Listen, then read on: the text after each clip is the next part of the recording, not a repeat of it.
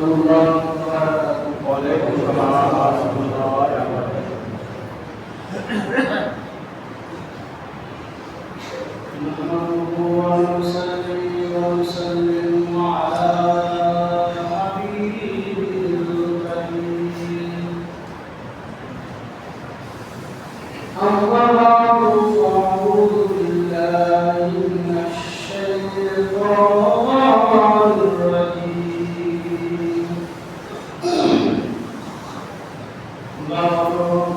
بسم الله الرحمن الرحيم.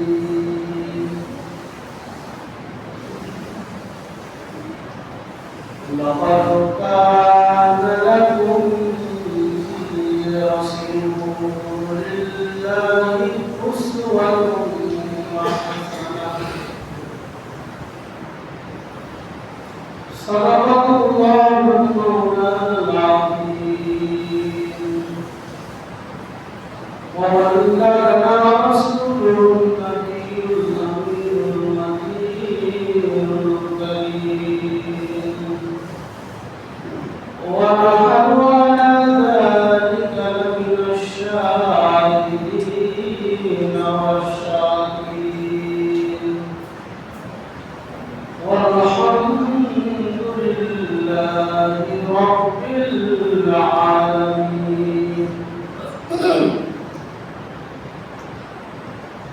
শ্রদ্ধেয় সম্মানিত দিনদার ইমানদার, আজকের জুমার নামাজের জন্য আগত সকল মুসলমান হাজরাত,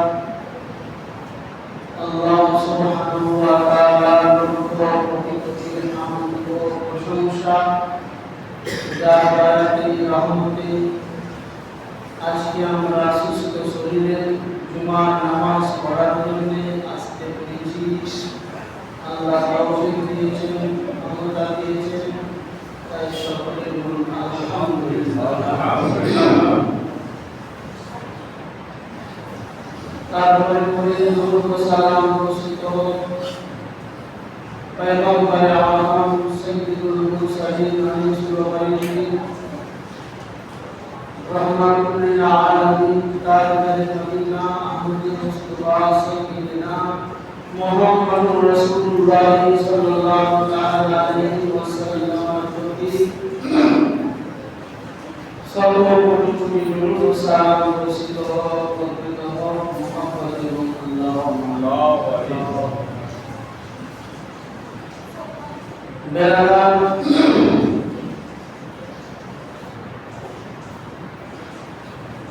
আজকে বর্তমান জামানায় আমরা অনেক মুসিবতে রয়েছি, বিপদে রয়েছি। তো আল্লাহ তাবারাক ওয়া তাআলা বলছেন, যাহারাল ফাসাদু ফিল বাররি ওয়াল বাহরি বিমা কাসাবাত আইদিন নাস। আমরা যদি কোনো মুসিবতে, কোনো বাধাতে, কোনো বিপদে গ্রেফতার হই, আমার আল্লাহ তাআলা বলছেন, ইন্নাল্লাহা লাইসা বিযাল্লামিন লিল আবিদ। আমি আল্লাহ কোনো সময় আমার বান্দার উপরে জুলুম করি না। আর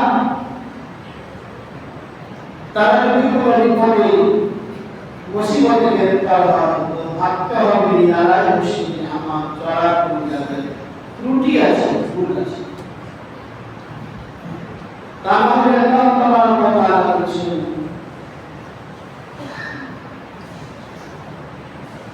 লাকাদ খালাকনাল ইনসানা ফি আহসানি তাকওয়িম।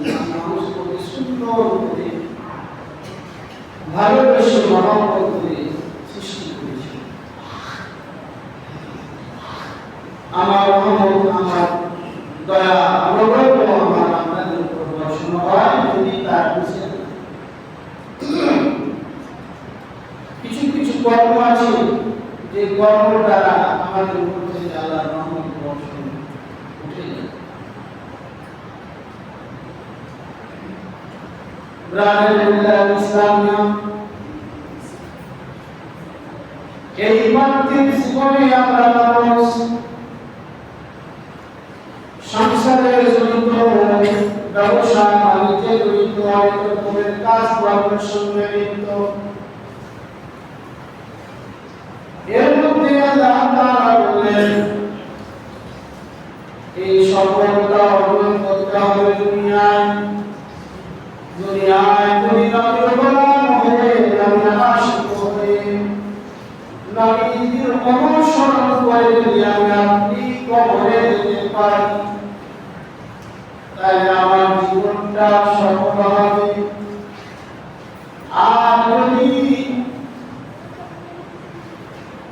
নবীর অনুসরণ না করে, নবীর আশিক গোলাম না হয়ে, ধর্মদৌলতের দুনিয়ার গোলাম হয়ে যদি কবরে যায়,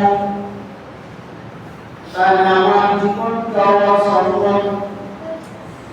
কারণ এই দুনিয়ার জিন্দেগির পরে যে জীবনটা আমি আপনি সবাই পাবো, আলাদা বারজাখের জীবন, ওই জীবনটাকে ভালো করে নিতে পারবো, ওই জীবনটাকে সুখের করে নিতে পারবো, ওই জীবন যে কামিয়াব করতে পারবো, সেই হলো প্রকৃত সফলতা অর্জনকারী, সেই হলো নবীর গোলাম, তারাই হলো মুমিন, তারাই হলো জান্নাতি লোক। নিজে শুধু বললাম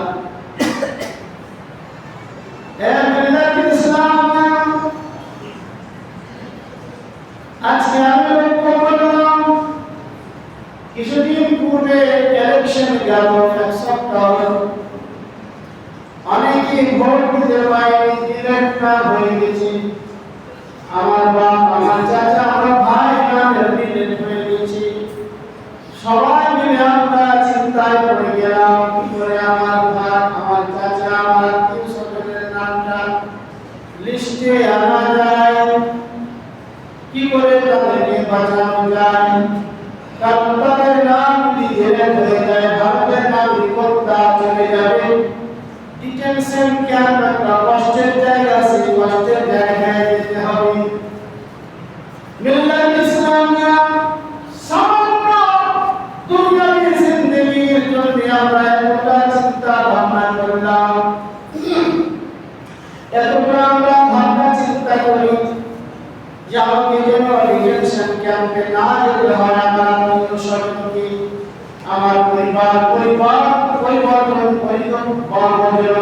ভালোভাবে মানতে থাকি। এই জন্য আমরা কত চেষ্টা করলাম, কিন্তু ভাবলাম না একবার এর চাইতে মূল্যবান জায়গা, এর চাইতে দামি জিনিস যেটা হলো আপনার স্থান, সেই স্থানে আপনার আমার আত্মীয় স্বজন পরিবার পরিবর্গ যেন আগামী বারজাখে ইল্লিয়িনে থাকতে পারে। আল্লাহর সুন্দর একটা জায়গা ইল্লিয়িন, ওই ইল্লিয়িনে যাতে বসবাস করতে পারে।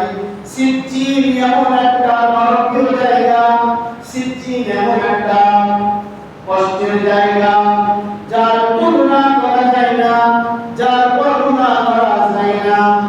আমার পরিবার পরিবর্গ কেমন করে সিজ্জিন থেকে বাঁচবে, আমার ছেলে, আমার আত্মীয় স্বজন, ওই সিজ্জিন কি করে তাদেরকে সিজ্জিন থেকে বাঁচা যায়, এই ভাবনা চিন্তা আমি করলাম না। আমার ছেলের জন্য আমি অনেক ধন সম্পদ করলাম, অনেক টাকা পয়সা জোগাড় করলাম, কিন্তু আমার ছেলেকে আমি সিজ্জিন থেকে বাঁচাবো এই কাজ আমি করতে পারলাম না। এই রাস্তা আমি নিজের ছেলেকে দিতে পারলাম না, এই পথ আমি আমার আত্মীয় স্বজনকে দেখাতে পারলাম না। বাবা, বোঝা যাবে আপনার আমার জীবন সফল হলো না, অসফল হয়ে গেল। আমি আপনি যত ইবাদত করি জান্নাতে যেতে পারবো না। জান্নাতে যাওয়া যাবে ব্রাদার, এই জন্য আল্লাহ বললেন লাকাদ কানা লাকুম ফি রাসূলিল্লাহি উসওয়াতুন হাসানাহ। এই ব্রাদার, আল্লাহ বলছেন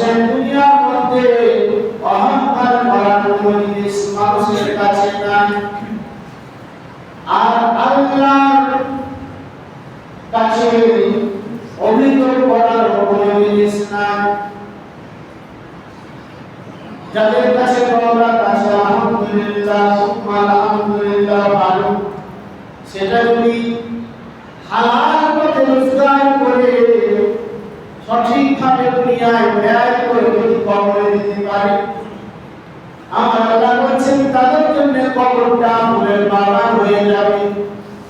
যাদের দৌলত নাই, অভিযোগ আপিল করার কিছু নাই, কারণ আল্লাহ তাআলা বলেন আমি যে সুস্থ সবল শরীর একটা তোমাকে দিয়েছি, হে বান্দা তোমার এই শরীরটা অমূল্য সম্পদ। এই সম্পদ তুমি এরই শুকরিয়া আদায় করো। হযরত মুসা আলাইহিস সালামের যুগে নবী মুসা আল্লাহর সঙ্গে কথা বলার জন্য যেতেন তুর পাহাড়ে। রাস্তায় একটা লোকের সঙ্গে দেখা হলো। মুসা নবীকে বলেন, মুসা গো, আল্লাহ আমাকে এত দৌলত দিয়েছে, এত দৌলত দিয়েছে, আমি আর এত দৌলত নিতে চাই না। আপনি আল্লাহর কাছে গিয়ে বলবেন আল্লাহ যেন আমাকে আর বড় দৌলত না দেয়। আমার কিছু দূর যাওয়ার পরে আরেকটা লোকের সঙ্গে মুসা নবী সাক্ষাৎ হলো।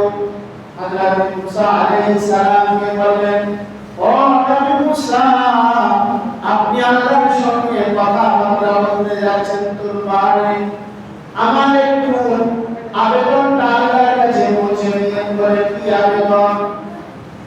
বলে আবেদন এইটা যে আমি এত অভাবে রয়েছি, এত কষ্টে রয়েছি, এত অসুবিধার মধ্যে রয়েছি, আল্লাহ যেন আমাকে কিছু ধন সম্পদ দেয়।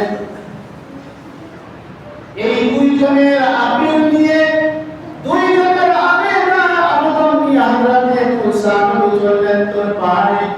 আল্লাহর সঙ্গে সালাম কালাম হওয়ার পরে নবী মুসা বললেন, হে রব্বুল আলামিন, আপনার একটা বান্দা বলেছে এত ধন সম্পদ তাকে দিয়েছেন, আর তার ধন সম্পদের দরকার নাই, আর ধন সম্পদ চাই না। কি করবে তার ধন সম্পদ আর বৃদ্ধি হবে না, ওই ধন সম্পদ আর বাড়বে না, ধন সম্পদের উন্নতি আর হবে না। আমার আল্লাহ বলেন, মুসা, ওই বান্দাকে শুকরিয়া আদায় করে তোমার বন্ধ করে দাও। ওই বান্দা যেন আমার শুকরিয়া আদায় করা ছেড়ে দেয়, ওই বান্দা যেন আমার শুকরিয়া আদায় না করে, আস্তে আস্তে তার ধন সম্পদ কমে যাবে। হযরত মুসা বলেন, আরেকটা আল্লাহ আপনার বান্দা বলেছে সে অভাবে রয়েছে, কষ্টের মধ্যে রয়েছে, তার কি করে ধন সম্পদ তার কাছে আসবে? গরিব ব্যক্তির কি করে ধন সম্পদ হবে? গরিব ব্যক্তির কি করে ধন সম্পদ পাবে? এই ফর্মুলা আল্লাহ বলে দিচ্ছেন, এই নিয়ম পদ্ধতি আল্লাহ বলে দিলেন। এর সমাজের গরিব মানুষ যারা রয়েছেন, শুধু বাবা আল্লাহর কাছে অভিযোগ করলে হবে না, আল্লাহর দোষ দিলে হবে না। আল্লাহ যে সম্পদ বাড়াবার যে পদ্ধতি করেছেন, ওই পদ্ধতি আপনি অবলম্বন করেন, ইনশাআল্লাহ আল্লাহ তাআলার রহমত হবে, আপনার ধন সম্পদ হবে। কিন্তু আমি তো সেই পথে থাকি না, সেই দুয়ার গেলাম না, সেই রাস্তায় গেলাম না, শুধু বলি যে আল্লাহকে দেখতে পাই না, নাউযুবিল্লাহ মিন যালিক। আল্লাহ এত বড় করেছে মানুষকে, আর আমার খাবার টুকু জুটে না বাবা। তাহলে বুঝতে হবে আমার ভুল রয়েছে, আমার ত্রুটি রয়েছে। আল্লাহ বলেন, ওমা মিন দাব্বাতিন ফিল আরদি ইল্লা আলাল্লাহি রিজকুহা। পৃথিবীর মধ্যে, জমিনের বুকে, আসমানের নিচে এমন কোন সৃষ্টি নাই যাকে আমি আল্লাহ রুজি দেই না। সকলের রুজির দায়িত্ব আমি নিয়েছি। তাহলে তোমার যদি অভাব অনটন হয়, তুমি যদি বিপদে থাকো, হযরত মুসা নবীর কাউকে আচরণ করো। মুসা নবী যখন আল্লাহকে বলল, আল্লাহ আপনার এক বান্দা অভাবে রয়েছে, বিদায় দিচ্ছে, কি করে তার অভাব দূর হবে, কি করে তার অসুবিধা দূর হবে, কি করে তার গরিবী হালাত দূর হবে। আল্লাহ তাআলা বলেন ও নবী মুসা আপনি জান দিয়ে বলবেন আল্লাহ আমার বান্দাকে আমার বেশি বেশি করে শুকরিয়া আদা করবে, বেশি বেশি করে আমার জন্য শুকরিয়া আদা করবে, আমার রহমত তার উপর বর্ষণ হবে, তার অভাব দূর হবে, তার অসুবিধা দূর হবে, তার গরিবী হালাত দূর হবে। এই কথাটাই আমার আল্লাহ পবিত্র কোরআনে বলেন লাইন শাকারতুম লাযিদান্নাকুম ওয়া লাইন কাফারতুম ইন্না আযাবি লাশাদীদ। এ আমার বান্দা তুমি যদি আমার নিয়ামতের শুকরিয়া আদায় করো আমার তোমার উপর বর্ষণ হবে, আর তুমি কুফরি করো জেনে রাখো আমার আযাব ভয়ঙ্কর, আমার আযাব যখন তোমাকে ধরে নেবে তোমার বাঁচার কোনো উপায় হবে না। আমি যেরকম কারণকে ধরেছিলাম, আমি যেমন আমাকে ধরেছিলাম, আমি যেমন নবুকে ধরেছিলাম, আমি যেমন ফেরাউনকে ধরেছিলাম, সমস্ত ধন-দৌলত, সমস্ত টাকা পয়সা পাওয়ার ক্ষমতা তাদেরকে বাঁচাতে পারেনি। ইসলামিয়া এই জন্য আল্লাহর শুকরিয়া আদায় করো, আল্লাহ ধন সম্পদ বৃদ্ধি হবে, আল্লাহ রহমতের ছায়া করে থাকবে, কিন্তু ওই কাজটা আমরা করতে পারলাম না। আল্লাহ শুকরিয়া আপনার অভাব অভিযোগ রয়েছে, আপনি যাকে বলেন তাকে না বলে যে আপনাকে উদ্ধার করবে তার বাড়ি না এসে, তার ঘরে না এসে আপনি এখানে ওখানে বর্ণনা করছেন, এতে আপনার আরো ক্ষতি হবে। আপনার অভিযোগ রয়েছে আপনার সৃষ্টিকর্তা পালনকর্তা রব্বুল আলামিনের দরবারে আসেন ওযু বানায়া আপনি মসজিদে দুরাকাত নামাজ পড়ে আল্লাহকে আবেদন করেন, ইনশাআল্লাহ আল্লাহ আপনার অভিযোগ, আপনার বিপদ, আপনার অসুবিধা, আপনার গরিবী হালাত আল্লাহ রাদানি বিল্লাহ ইসলামী। আর যাদের সম্পদ আছে সম্পদকে টিকিয়ে রাখার জন্য আল্লাহ শুকরিয়া আদায় করতে হবে, কোন সময় আল্লাহ না শুকরিয়া আদায় করতে হবে না। আমার কাছে যদি একদিনের টাকা না থাকে তবু আল্লাহর কাছে শুকরিয়া আদায় করতে হবে। মামুন তুমি আমাকে সুস্থ শরীর দিয়েছো, দুইটা হাত দিয়েছো, দুইটা চোখ দিয়েছো, দুইটা পা দিয়েছো, যার ফলে আমি জমিনে বিচরণ করে ঘুরে বেড়াই, আর আমার চেয়ে অনেক অসহায় মানুষ আছে যার একটা টাইম নাই, তার দুটো পা নাই, তার দুটো হাত নাই, তার চোখই নাই, এরকম লোক আছে কিনা সমাজ? বহু লোক আছে। রাধা আর এর শুকরিয়া আদায় করি। হযরতে শেখ সাদি আলাইহির রহমান উনি পারস্যের কবি, পার্সিয়ান কবি, উনি বালুর চর দিয়ে হেঁটে চলে যাচ্ছেন, ও রোদে প্রচুর রোদ, বালুতে পা পড়ে যাচ্ছে, এত গরম পানি বসা বসাকে দিচ্ছে, পা চপ্পল নাই, সাইকেল নাই, সেদিকে আলাদা, সেই যুগের কথা আলাদা। মানুষ খুব বেশি কাঠের ফলক তৈরি করত, কাঠের ফলক তৈরি করে পানি হতো, তবুও কাঠের ফলক সবাই করার ক্ষমতা ছিল না। তো শেখ সাদি আলাইহির রহমান যাচ্ছেন আর আল্লাহ বলছেন মামু এত গরিবী হালাত আমার তুমি করলা যে একটা ফলক আমার পায়ে দিতে না, এই রোদে বালির জলে জলে হেঁটে যাচ্ছি আর পায়ে বসা বসাকে দিচ্ছি। এই অভিযোগ আল্লাহর কাছে করলেন। মসজিদে গেলেন, পারস্যের মসজিদে যখন গেলেন দেখলেন একটা লোকের দুটো পা নাই, সেও মসজিদে বসে বসে আল্লাহ তাআলার জিকির করেছে। আল্লাহ বলেছেন আল্লাহ তোমার হাজার হাজার শুকর যে তুমি আমাকে সুস্থ সবল রেখেছো, আলহামদুলিল্লাহ। শেখ সাদি আলাইহির রহমান সঙ্গে সঙ্গে সাজদায় পড়ে গেলেন, মামুন অন্যায় হয়েছে আমার অভিযোগ করার, আমার যে অসহায় মানুষ মসজিদে বসে আল্লাহ তোমার জিকির করে, তোমার স্মরণ করে, তোমার ইবাদত করে, আর আমি সম্পূর্ণ শরীর নিয়ে হাত পা সুস্থ নিয়ে তোমাকে অভিযোগ করলাম মামুন আমার অন্যায় হয়েছে, এই ভুলের আমি তোমার কাছে ক্ষমা চাই, আল্লাহ তুমি আমাকে মাফ করে দাও।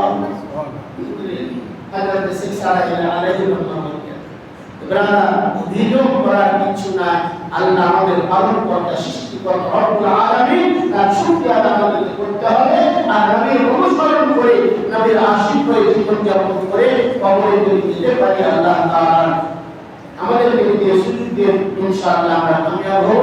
আল্লাহ তাআলা আমাদেরকে আমল করা তৌফিক দান করেন আল্লাহুম্মা আমিন ওয়া মা আলাইনা ইল্লাল বালাগুল মুবিন আসসালামু আলাইকুম ওয়া রাহমাতুল্লাহি ওয়া বারাকাতুহু জিনাত সুন্নাত দাবিয়া চালায় করবেন একজন আদায় করতে এসেছেন ওয়াহিদুজ্জামান হাফিজ সাহেব লালগোলা থেকে উনি আমার পরিচয় বন্ধু জুমার পরে উনি আপনাদের সামনে আসবেন ইনশাআল্লাহ আপনি আপনারা যেটা পারবেন